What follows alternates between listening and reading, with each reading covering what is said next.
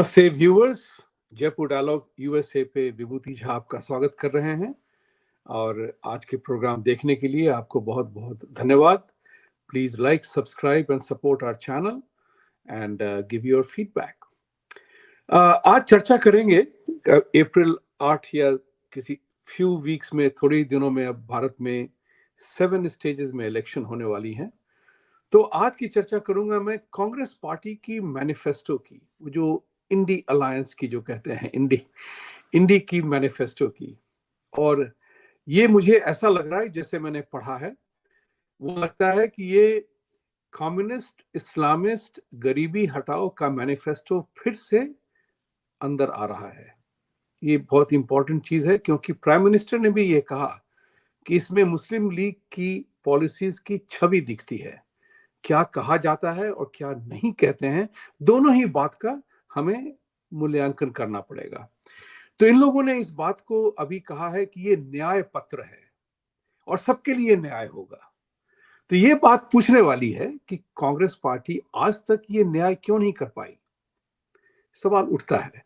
जागरूक वोटर होने के नाते आपका दायित्व है ये सवाल पूछें कि आज तक न्याय की बात जो आप कर रहे हैं आज 2024 में, आपके न्याय के पूरे जो इतिहास हैं उसका क्या भव्य दर्शन हम करते हैं। तो जैसे इन लोगों ने कहा है, मैं तो हर चीज की इस बात पे मुआयना करूंगा कि आप जो भी करना चाहते हैं वो उसके लिए पैसे कहाँ आएंगे और कैसे करेंगे आप। इंपॉर्टेंट सी चीज है।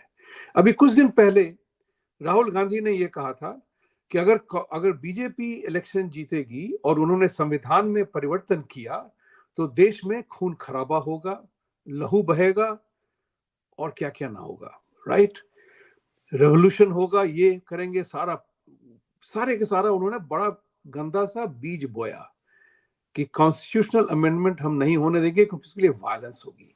लेकिन जो 50% रिजर्वेशन, आरक्षण पे जो कैप है अभी, वो उसको हटाना चाहते हैं, लेकिन वो होगा कॉन्स्टिट्यूशनल अमेंडमेंट के थ्रू। देखिए धोखेबाज किस तरह से धोखे की बात करते हैं।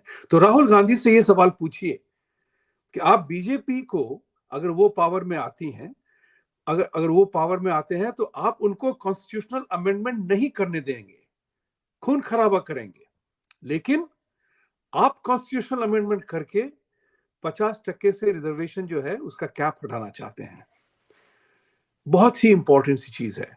भारत को अगर 2047 की तरफ अग्रसर होना है, जिसकी चर्चा प्रधानमंत्री ने की हुई है, तो उस पे जो होगा वो तभी होगा कि जब हर इंसान भारत का अपने पूरे धर्म कर्म कर्मठ होकर के काम करेगा। एफिशिएंसी और इफेक्टिवनेस दोनों ही की जरूरत है, मानसिक परफॉर्मेंस में और कैपिटल एफिशिएंसी और कैपिटल इफेक्टिवनेस में, दोनों ही आना पड़ेगा। आरक्षण के नाम पे ये दोनों ही चीजें बहुत कम हो जाती हैं। क्यों होती हैं? इसलिए नहीं कि अपने आप में आरक्षण बुरा है। आरक्षण इसलिए बुरा है क्योंकि आप उसको पॉलिटिकल फुटबॉल खेल के फेंकना चाहते हैं हर जगह। बहुत ही इंपॉर्टेंट चीज है। दूसरा देखिए इनका कि 1 लाख रुपए पर पुअर फैमिली को ही देने वाले हैं। 1 लाख। पॉवर्टी की डेफिनेशन तो आप जानते हैं इंडिया में। अगर 1 लाख रुपए अगर आपने सालाना दिए एक परिवार को, तो आप सोचिए महीने का कितना होता है और वो पैसे आएंगे कहां से। इस चीज का जवाब जब तक वो कांग्रेस पार्टी ना देती हो, तो ये जो अरविंद केजरीवाल का जो फ्री वाला जो था ना सिलसिला, वही सिलसिला यहाँ पे वो पूरे गोल मटोल करके कर रहे हैं।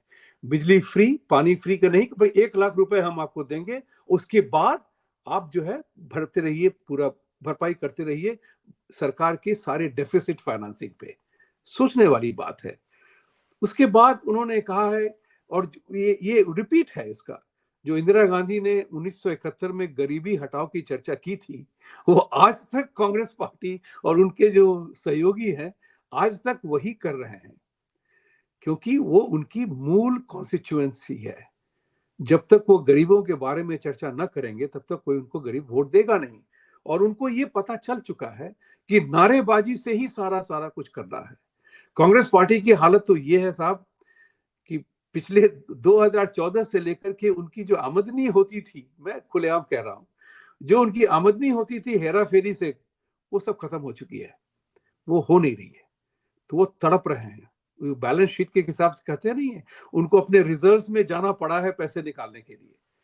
तो वो बहुत आतुर है कि किसी तरह से सत्ता में वापस आए, और इन्हीं तरह के फर्जी प्रोग्रामों को करके, न्याय पत्र कह के आपको धोखा दे। इस धोखे में फंसिएगा मत।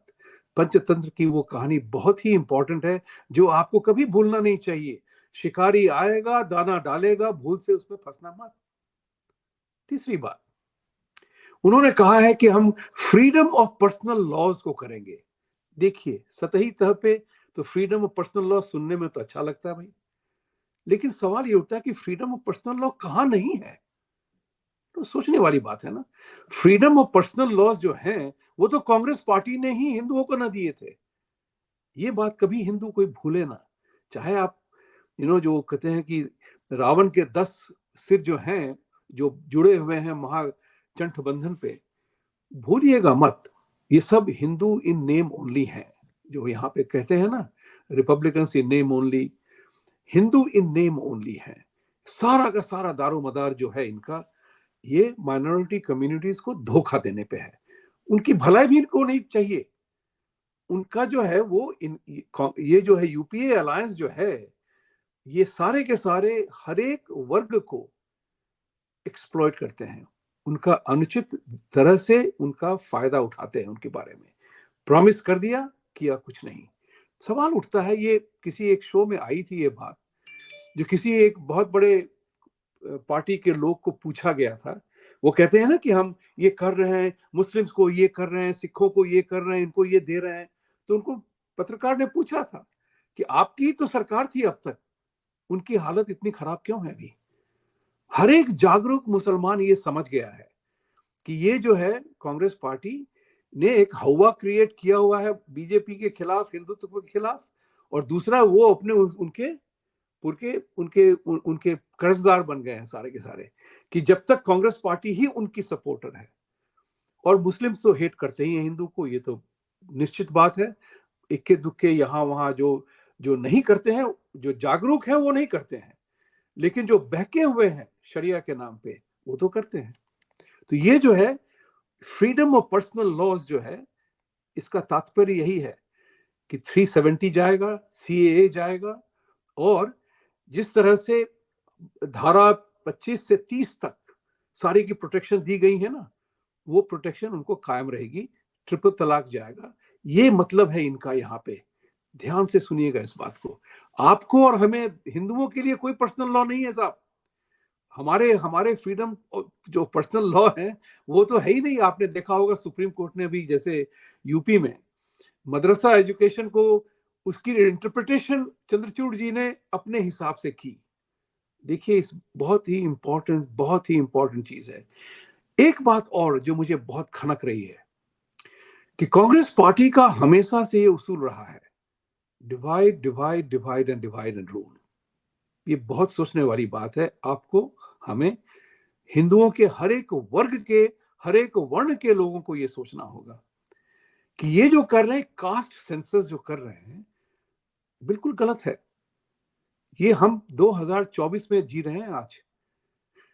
इस वक्त में कास्ट की जो सेंसस है उसको बिल्कुल रद्द कर देना चाहिए। हम, मेरे हिसाब से तो कास्ट को अबॉलिश कर देना चाहिए भारत में। इसलिए नहीं कि उनकी आर्थिक और सामाजिक अवस्था सुधरे नहीं, क्योंकि इसके अंदर उनकी आर्थिक और सामाजिक अवस्था में प्रत्यय आता है।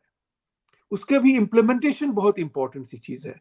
अगर कोई बंदा सीनियर गवर्नमेंट ऑफिसर है, किसी भी नाम से आए, किसी भी जाति का हो, किसी भी धर्म का हो, उसको तो सारी सब सुविधाएं मिली हुई है ना। तो उसको क्यों फिर आरक्षण देते हैं। आरक्षण का जो मुद्दा है, उसको एक नेशनल डिबेट होना है कि किस तरह से उसे रखा जाए। Because at the end of the day, जो कहते हैं, एक स्टेटमेंट आता है, आप हमेशा एक अच्छे डॉक्टर के पास जाना चाहते हैं, आप एक अच्छे कारीगर के पास जाना चाहते हैं, आप एक हमेशा अच्छे पुल वाले बनाने वाले के पास जाना चाहते हैं, आप हमेशा एक अच्छा स्पोर्ट्समैन चाहते हैं, मेडल जीते। उसके लिए आरक्षण की जरूरत नहीं है। जरूरत है कि क्षमता बढ़ाने की होनी चाहिए। देखिए, दिस इज बहुत बहुत ही महत्वपूर्ण चीज है। जब क्षमता बढ़ती है तो लोगों का प्रभाव अच्छा होता है, परफॉर्मेंस अच्छा होता है। तो इस तरह से भारत को एक जो संविधानिक परिवर्तन करने के लिए पराक्रम और प्रभुता और परिवर्तन करने का बहुत ही इंपॉर्टेंट सा मुद्दा है। पराक्रम, पुरुषार्थ, ये लाना है हमें अपनी जिंदगी में। वही परफॉर्मेंस अलोन मैटर्स। कहीं भी हो आप, चाहे स्पोर्ट्स के फील्ड में हो, युद्ध में हो, चाहे बोर्ड रूम में हो, किसी कंपनी में काम कर रहे हो, आपकी गिनती तब होती है कि आप जब आपकी परफॉर्मेंस अच्छी होती है। लोग आपकी परफॉर्मेंस की दाद देते हैं। तो इस तरह से जो कह रहे हैं कि हम आरक्षण बढ़ाएंगे और इस तरह से करेंगे, वो बिल्कुल कम्युनिस्ट मैनिफेस्टो लगता है। इक्विटी और इक्वालिटी दोनों साथ साथ नहीं चलते। याद रखिएगा इस बात को। इंसानी तौर पे दुनिया भर के 8 बिलियन लोग बिल्कुल डिफरेंट हैं एक दूसरे से। उनका समुदाय हो सकता है, उनका संप्रदाय हो सकता है, लेकिन हर एक इंडिविजुअल की डिफरेंस जो है वो बहुत ही, अगर उसको हमने न माना तो इक्वालिटी बिल्कुल बेकार हो जाती है, इक्विटी बिल्कुल बेकार हो जाती है। तो ये जो है एक कम्युनिस्ट मैनिफेस्टो, इस्लामिस्ट मैनिफेस्टो को लेकर के ये जो पूरा जो बना है, इसमें डेंजरस है ये भारत के लिए। सोचना चाहिए आप लोगों को। जिस तरह से ये पर्सनल लॉज गरीबी हटाओ को दूसरा नामांकन करके घुसा रहे हैं, वे लोगों को फ्री दे करके धोखा दे रहे हैं। इस बात को आपको उनसे पूछना है कि 1 लाख रुपए देने के लिए आपके पास पैसे कहां से आएंगे? नोट छापेंगे या परफॉर्मेंस के थ्रू होगा? प्रोडक्टिविटी के थ्रू परफॉर्मेंस आती है। आज तक किसी भी भारतीय खिलाड़ी को, भारतीय है, आरक्षण के कैटेगरी का है, इसलिए आपको ओलंपिक में मेडल नहीं मिले। ओलंपिक में मेडल मिले तब जबकि आपने परफॉर्मेंस दी, अपने विरोधियों को हराया और उससे अच्छा गोल्ड, सिल्वर या ब्रॉन्ज मेडल के लिए काबिल बने। इस बात को मानना पड़ेगा। Performance alone matters. आज भी भारत की जो शाख है दुनिया भर में, वो इसलिए है क्योंकि भारत अच्छा परफॉर्मेंस दे रहा है। तो इस बात को सोचिएगा, गहरे तरह से सोचिएगा। इसमें इस पर्टिकुलर ये जो मैनिफेस्टो है, ये कम्युनिस्ट और इस्लामिस्ट मैनिफेस्टो को पुश कर रहे हैं धोखे की तरह। और फ्री में जो देने की कोशिश कर रहे हैं ना, इसको नकारिए। इंसानियत के तौर पे फ्री जो भी होता है भगवान ने दिया हुआ है। फ्री पानी, हवा, सूर्य भगवान और ये सारे जो हैं, सारा भगवान ने दिया हुआ है हमें फ्री। उसके उसके बाद हम प्राणायाम से अपने आप को हेल्दी बनाते हैं या नहीं करके जैसे हो जी रहे हैं, ये आपके ऊपर और हमारे ऊपर है। हम हमारा और आपका व्यक्तिगत दायित्व है इस मामले में कि हम अपने आप को जहां भी हो उससे अच्छा करें। कास्ट सेंसर लेकर के वो डिवाइड एंड रूल का पॉलिसी जो है, हर चीज में आप देखेंगे तो एक मुद्दा है उनका जो छुपा हुआ है, शब्दों का खेल है।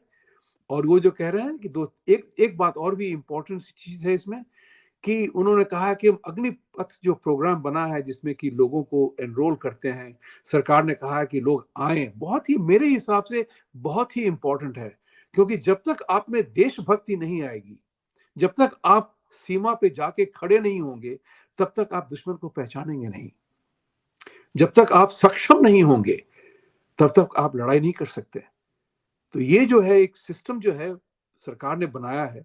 अब सफल हुआ ना हुआ इट्स अ डिफरेंट मैटर, लेकिन उसको सफल बनाना बहुत ही जरूरी है अनुशासन और दायित्व समझने के लिए। तो भाई और बहनों, आज की चर्चा सिर्फ इतनी। यही कहूंगा कि इनका जो मैनिफेस्टो है बड़ा ही खतरनाक मैनिफेस्टो है, धोखे वाला मैनिफेस्टो है, जिसमें कि आपके साथ फरेब किया जा रहा है न्याय के नाम पे। यही बंदा एक तरफ कहता है, मैं रिपीट कर रहा हूं इस बात को, यही बंदा एक तरफ कहता है कि अगर बीजेपी ने कॉन्स्टिट्यूशनल अमेंडमेंट की तो हम खून खराबा करेंगे, लेकिन वो खुद ही कॉन्स्टिट्यूशनल अमेंडमेंट करने की बात करता है। सोचिएगा, टाइम है, यही समय है, इसको यूज करते हुए मतदान करें। इन इन धोखे धुरफंदों में आप ना फंसें।